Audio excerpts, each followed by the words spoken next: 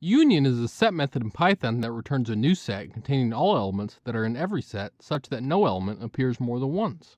Python has a few different ways to perform the set union operation. First, you can just use the union method. You have these two sets and then you union them together into a third set. Let's see what happens. As you can see from the output, every element from each set is in the new set, but crucially, even though there was both a 3 in set A and set B, there's only one 3 in the new set C. This is by design, as sets are not allowed to contain duplicates.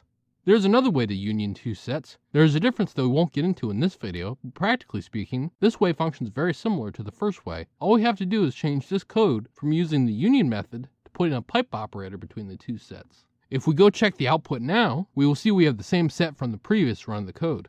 Finally, sets are not limited to only being unioned 2 at a time in Python.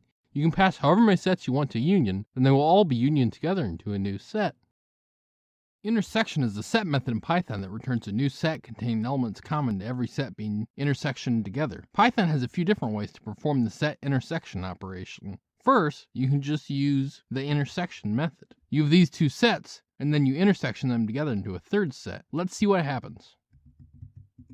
As you can see from the output, only elements that occur in both sets are in the new set. There's another way to intersect two sets. There's a difference that we won't get into in this video, but practically speaking, this way functions very similar to the first way. All we have to do is change this code from using the intersection method to put in an ampersand between the two sets. If we go check the output now, we will see we have the same set from the previous run of the code. Finally, sets are not limited to only being intersected 2 at a time in Python. You can pass however many sets you want to intersection, and they will all be intersected together into a new set.